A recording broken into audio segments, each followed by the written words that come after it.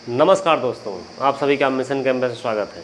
तो आज हम यहाँ डिस्कस करेंगे मैथ्स का प्रैक्टिस, जो सभी परीक्षाओं के लिए अति महत्वपूर्ण होगा। जैसे हो गया आपका यूपी पुलिस हो गया, ग्रुप डी हो गया, और आपका SSC GT हो गया, सुपर टेट हो गया, रीट हो गया।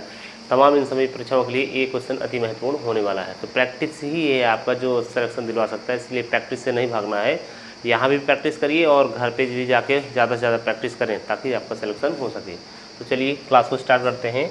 तो आज का पहला क्वेश्चन कह रहा है, एक त्रिभुज ABC में कोण A कोण B बराबर इतना दिया है 65 और कोण B कोण C का मान 140 दिया है। तो कोण B का मान हमें बताना है। भाई तीनों त्रिभुज का योग तो हम जानते हैं 180 होता है, क्लियर है।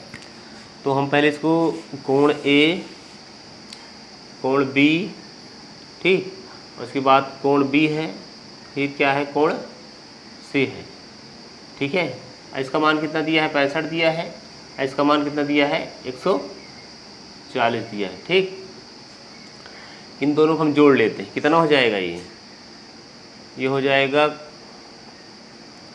कोण A प्लस कोण 2B, ठीक है, और कोण C बराबर कितना हो जाएगा 205, क्लियर। अब हम जानते हैं कि त्रिभुज ABC का मान कितना होता है, त्रिभुज ABC, ठीक है, कितना होता है त्रिभुज ABC का मान कितना होता है 180 होता है। देखो यहाँ पे अगर हम देखा जाए तो यहाँ एक B बच रहा है, 2B, कोण 2B लिखा है ना, तो अगर एक कोण बचेगा यहाँ पे तो इसके जगह हम क्या लिख सकते हैं 180 लिख सकते हैं। इन कोण A कोण B कोण C दिख रहा है, बात समझ पा रहे हो। यहाँ पे कोण A कोण B कोण C लिखा है, लेकिन एक कोण B अभी बचा है, ठीक। तो यहाँ पे हम कोण B लिख सकते हैं अभी, और बराबर 205 हो जाएगा। कितना हो जाएगा 205 हो जाएगा।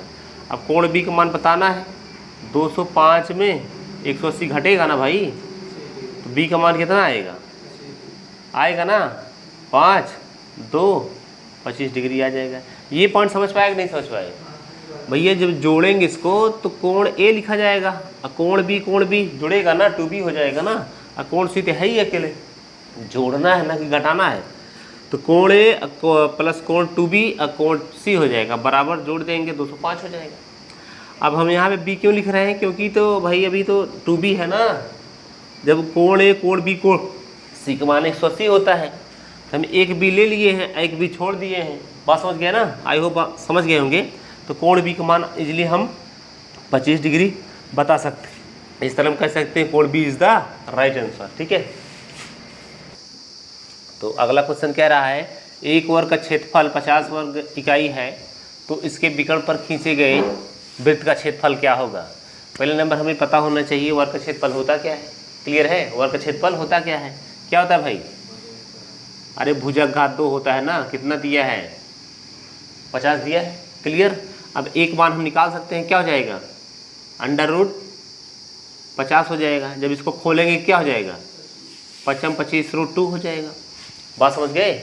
ए का वैल्यू हम क्या पा गए, इतना पा गए। अब हम जानते हैं वर्ग का विकर्ण क्या होता है, कोई पता है भाई वर्ग का विकर्ण, मूर्ख, a√2 होता है। वर्ग का विकर्ण क्या होता है a√2 होता है, ठीक है। कैसे लगाए तो तुम लोग, एक मान कितना है 5 √2 गुणे √2। अब विकर्ण कितना हो गया, विकर्ण मतलब D, विकर्ण मतलब D कितना हो गया, ये 10 हो गया ना, हल कर लो। अरे √2 2, अब 2 पंचे 10। अब इसको हम क्या लिख सकते हैं 2R लिख सकते हैं, कोई सब अरे लिख सकते हैं R निकालने के लिए, या त्रिज्या R बराबर डायरेक्टली निकाल लो। D का मान इतना है तो R का मान हम 2R क्यों लिखें, R का मान हम डायरेक्टली लिख लें, लेकिन R का मान क्या हो जाएगा 5 हो जाएगा। कोई शक है यहाँ तक। अगर यहाँ दिक्कत है 2R बराबर 10 क्यों लिख रहे हो, मत लिखो। D बराबर 10 है तो R बराबर कितना हो जाएगा 5 हो जाएगा ना, क्योंकि त्रिज्या व्यास का आधी होती है ना, व्यास त्रिज्या डबल होता है, तो जानते हो बेसिकली। आई होप बात समझ गए होंगे। जब R बराबर हमें पता चल ही गया है तो भैया हमें बताना है वृत्त का क्षेत्रफल। हम जानते हैं क्षेत्रफल बराबर क्या होता है, वृत्त का वृत्त क्षेत्रफल क्या होता है, वृत्त का क्षेत्रफल होता है पाई r² होता है, पाई छोड़ दो। आर कितना पाए हैं आप 5, तो क्या हो जाएगा 25। तो 25 पाई कहीं दिख रहा है 25 पाई, लेकिन वर्ग क्षेत्रफल निकाल रहे हो ना, वर्ग इकाई लिखा जाएगा यहाँ पे, वर्ग इकाई ये लिखा जाता है, ये क्षेत्रफल का नियम है। ये वर्ग इकाई नहीं लिखेंगे तो गलत हो जाएगा सवाल आपका। यहाँ भी जैसे नहीं लिखा गया है तो सब गलत है। ये अगर सही भी उत्तर ये 100 तो गलत माना जाता है। क्लियर है? इसलिए वर्ग इकाई यहाँ पे लिखा जाना मैंडेटरी है, मतलब आवश्यक है। इसलिए हम कह सकते हैं A is the right answer. Clear? तो अगला क्वेश्चन कह रहा है एक फल विक्रेता अपने 30% सेब बेचता है और उनमें से 2 सेब रास्ते में खा लेता है। अब उसकी टोकरी में 208 सेब बचते हैं। शुरू में उसके पास कुल कितने सेब थे? इंपॉर्टेंट क्वेश्चन और इजी भी क्वेश्चन है। देखिए इसको आप 30/100 लिख सकते हैं, कोई दिक्कत? फ्रैक्शन में बदल लिया हमने। देखो मतलब 30 जब खा लिया है बचा कितना? बचा कितना भाई? 70/100 बचा ना। अरे 70% मतलब क्या होता है? 70/100 ही होगा, कट जाएगा। ये क्या है? जब 30% सेब बेच दिया है तो बचा तो 7 ही। अब ना अकॉर्डिंग टू 70 होना चाहिए, लेकिन हमने 0 काट दिया है तो 7 ही बचेगा। अब ये 7 किसके बराबर कहलाएगा पता है? ये 208 तो ये सेब बचाता है और 2 सेब रास्ते में खा भी लिया है ना, तो भी तो बचते में जाएगा भाई। चाहे आप खा लो चाहे रखे रहो, बात तो वही है, बचते में आएगा। 210 हो जाएगा। तो किसका मान पूछ रहा है? शुरू में भाई टोटल संख्या तो यही है 10 है ना। अन्ना काटते 70 बराबर इतना होता, 100 बराबर इतना होता, वो बाकी बात है। क्लियर? 7 × 10 मतलब 7 × 21। कहने का मतलब हुआ 300। अरे 300 होगा यार डायरेक्टली भाई, 30 धम्मा 300 होगा ना। क्लियर? इस तरह हम कह सकते हैं इसको कि D is the right answer. Important question. तो अगला क्वेश्चन कह रहा है उस अनुपात को ज्ञात करें जिसमें 192 रुपये प्रति किलोग्राम कीमत वाले मिश्रण को 150 रुपये प्रति किलोग्राम कीमत वाले मिश्रण के साथ इस तरह मिलाया जाए ताकि अंतिम मिश्रण को इतने रुपये प्रति किलोग्राम पर बेचा जाए। अब बेचा जा रहा है इतने रुपये प्रति किलोग्राम, वो तो क्रय मूल्य है आपका, तो 20% का मुनाफा दे। क्लियर है? इसका मतलब ये है कि आपका ये जो है 100 कितना भैया आपका 192 है, 150 पता है आपको। ये जो दोनों को मिश्रण मिला के बन रहा है यही नहीं पता है, तो भैया देखो 20% मुनाफा ले रहा है इतने में बेचने का मतलब 120 का मतलब दिया है 194.40, मतलब यहाँ बटा 100 कर लो, कोई दिक्कत? 100 को मान निकाल सकते हो आप आराम से, कर लो आराम से। 1940 194 40 बटे में 100 रहेगा ना, बटे में 100 और गुणे में क्या होगा 120 और गुणे 100 हो जाएगा। बात समझ गए? 100 कट जाएगा, 120 कट जाएगा। 12 का नाम 12 और 7 19 ना, बन गया 12 छंग 72 और 12 दूना 24, 162 आ गया। ये 162 में 150 निकालें कितना आएगा? 12 आएगा। 192 में 162 निकालोगे कितना आएगा? 0 3 30 आएगा। 3 चौक 12 और उसके बाद 3 धम्मा 30, ठीक है। 2 दूना 4 2 पंचे 10। क्या दिक्कत है भाई? 2:5 आ जाएगा, 2:5। C is the right answer. Clear? अगला क्वेश्चन कह रहा है आप एक मोबाइल खरीदना चाहते हैं, आपको 4 अलग अलग प्रकार की छूट मिल रही है, आपके लिए कौन सी छूट ज़्यादा लाभदायी है? इसको लगाने का सबसे बेहतर तरीका ये होगा कि जैसे कोई खरीदार होता है तो उसको पहली छूट है जो ज़्यादा मात्रा में मिले, वही हमारा उत्तर होता है। मतलब पहली छूट सबसे ज़्यादा मिलनी चाहिए। आप चेक करिए, यहाँ 50 है फिर 50 मिल रहा है, पहली छूट ज़्यादा हुई? नहीं हुई, कट गया। ये उत्तर सही है। 60 से 40 गया, यहाँ पहले ज़्यादा छूट मिली, लेकिन और नीचे ट्राई करें, ये तो हो ही नहीं सकता है भाई। पहली छूट तो सबसे कम है, यहाँ 70 ज़्यादा है, तो हो ही नहीं सकता है। ये उत्तर है। अब लेकिन ये भी तो उत्तर हो सकता है, 100% ये भी है। क्यों है? क्योंकि 80 पहले छूट मिला, सबसे ज़्यादा छूट मिली, उसके बाद 20 मिली ना, इनके बीच में डिफरेंट ज़्यादा है, इनके बीच में डिफरेंट कम है। मतलब 60 से फिर 40 हुआ, लेकिन 80 से 20 डायरेक्ट हो रहा है। क्लियर? इसलिए पहली सबसे ज़्यादा छूट किस में मिल रही है? खरीदार को यहाँ मिल रही है, 80 मिला और यहाँ 60 मिला। ठीक है, बात समझ गए होंगे। यहाँ 20 का अंतर है, यहाँ पे 60 का अंतर है, इसलिए D is the right answer. ये ना होता तो ये हमारा उत्तर हो जाता। क्लियर? आई होप बात समझ गए होंगे। तो D is the right answer. Clear? तो अगला क्वेश्चन कह रहा है एक वस्तु के लिए लाभ जो है क्रय मूल्य का 190% है। यदि क्रय मूल्य को 10% बढ़ा दिया जाए किंतु विक्रय मूल्य को समान रखें तब लाभ विक्रय मूल्य का लगभग कितने प्रतिशत होगा। क्लियर है। अब जैसा करो वैसा कर दीजिए मात्र, बस कुछ नहीं करना है एक्स्ट्रा आप में। इसमें ये प्रॉफिट हो गया, ये आपका एसपी हो गया। कोई दिक्कत? क्रय मूल्य आपका कितना है 100 है, तो ये कितना हो जाएगा 190। कोई दिक्कत? अरे भाई कोई दिक्कत? क्रय मूल्य का 190% है, लाभ क्रय मूल्य का 190% है। जब 100 का 190 निकालेंगे तो 190 आएगा ना भाई, कोई ये ज़्यादा आएगा। तब विक्रय मूल्य कितना हो जाएगा 290। अरे भाई विक्रय मूल्य बराबर जानते हो ना क्रय मूल्य प्लस लाभ जोड़ देते हैं तो हमारा विक्रय मूल्य हो जाएगा। किंतु विक्रय मूल्य को समान रखा जाए, नहीं क्रय मूल्य को 10% बढ़ा रहे हैं। जब क्रय मूल्य को 10% बढ़ाएंगे कितना हो जाएगा 110। लेकिन कह रहा है विक्रय मूल्य को समान रखा जाए, विक्रय मूल्य को समान रखा जाए, इतना ही रखा जाए। अब सोचो अब कितना हो जाएगा यहाँ पे लाभ। भैया क्रय मूल्य इतना है, विक्रय मूल्य इतना है, तो लाभ कितना हुआ आप ही बताएं। अरे कितना हुआ 290 में 110 घटाइए 180, ये लाभ आया। अब क्या कह रहा है लाभ विक्रय मूल्य का लगभग कितने % होगा ना। लाभ परसेंट बराबर हम निकाल सकते हैं। लाभ परसेंट बराबर हम तो बताए हैं भैया लाभ गुणे 100 बटे सदैव क्रय मूल्य। लेकिन अब जैसा कह रहा है कि लाभ विक्रय मूल्य का कितना % होगा, ये तो ऑलरेडी जानते हो ना कि लाभ परसेंट बराबर होता है लाभ गुणे 100 बटे सदैव क्रय मूल्य। लेकिन यहाँ पे कह दिया है कि विक्रय मूल्य का लगभग कितने % होगा ना। तो लाभ परसेंट बराबर लाभ गुणे 100, अब बटे में क्या हो जाएगा, अब विक्रय मूल्य के अकॉर्डिंग निकालना पड़ेगा ना। कितना हो जाएगा 290, ये कट जाएगा आपका 1 0 से 0 काट लीजिए। अब 1800 बटे में 29 करिए, जब काटेंगे पीटेंगे तो लगभग 62% आ जाएगा। क्लियर है। इस तरह से हम बता सकते हैं।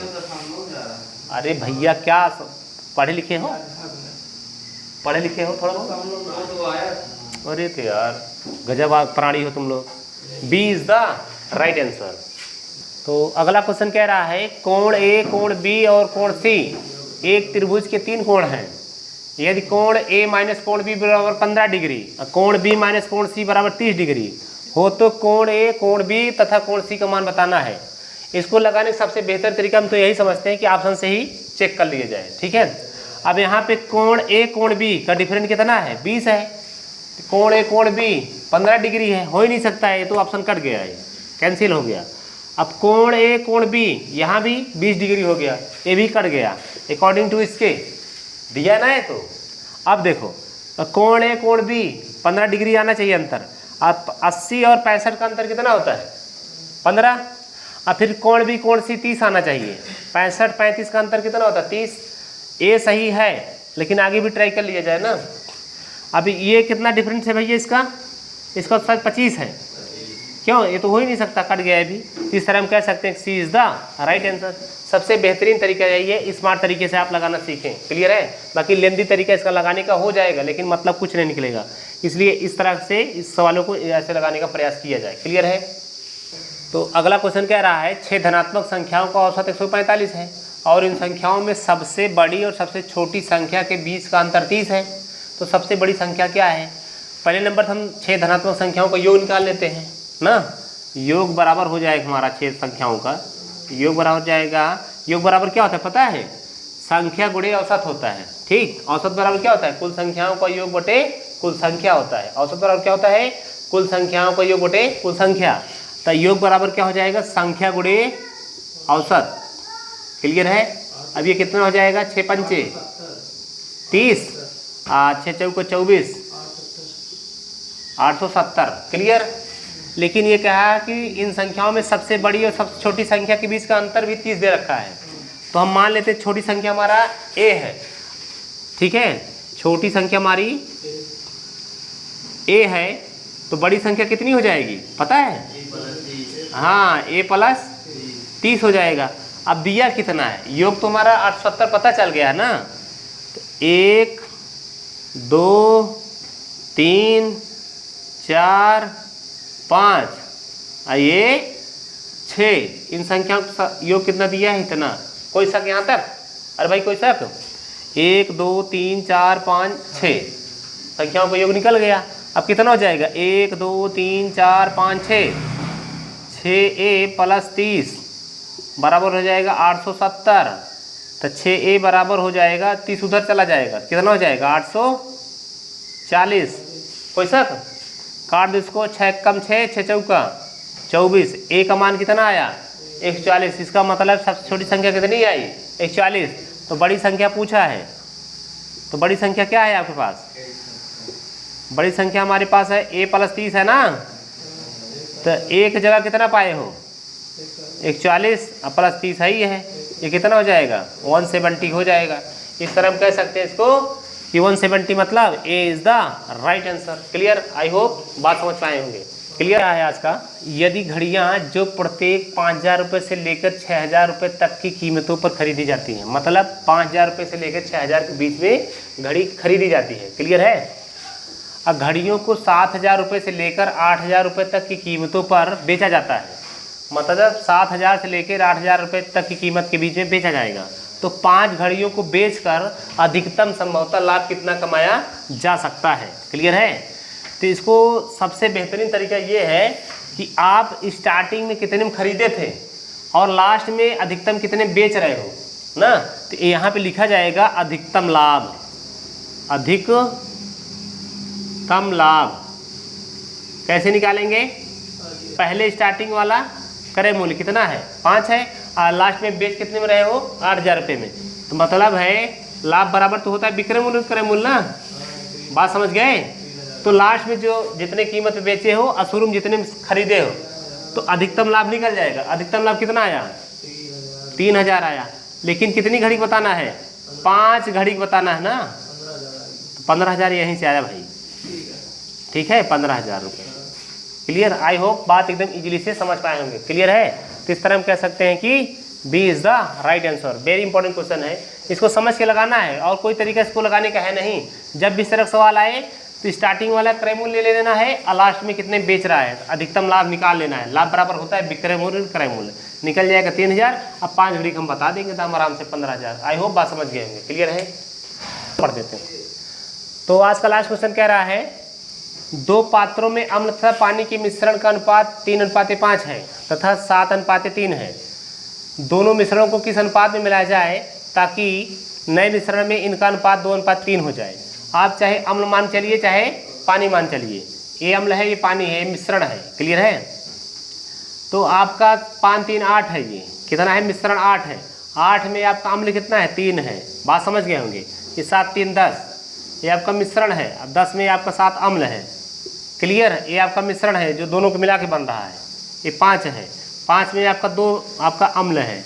अब घटाइए इसको, बड़े में छोटा घटता है। 7/10 - 2/5, 10 लासा आया, 7 आया। यहाँ पे 5 दूना 10, 2 दूना 4, 7 में 4 जाएगा, कितना आएगा? 3/10 अनुपाते 2/5, 3/8, 40 एलसीएम आया। 5 8 40, 8 दूना 16, 8 पंचे 40, 5 3 15, मतलब 1/40। 0 0 कट जाएगा, 4 तिहाई 12, 1 1 कम 1। इस तरह हम कह सकते हैं कि 12:1। क्लियर है? उम्मीद करते हैं समझ पाए होंगे। तो इस तरह हम कह सकते हैं इसको कि D is the right answer. Clear है? चाहे आप अम्ल मान चलिए चाहे पानी। अगर पानी मानते तो यहाँ पे भाई 5/8 होता, यहाँ पे क्या होता? फिर 3/10 होता। क्लियर है? यहाँ पे 3/5 होता, वो बात की बात है। लेकिन हम अम्ल मान के लगाए हैं। आई होप बात इसको समझ पाएंगे। तो क्लास जैसा भी लगा हो इसको कमेंट बॉक्स में जरूर बताइएगा। ठीक है? इसी के साथ जय हिंद, जय भारत।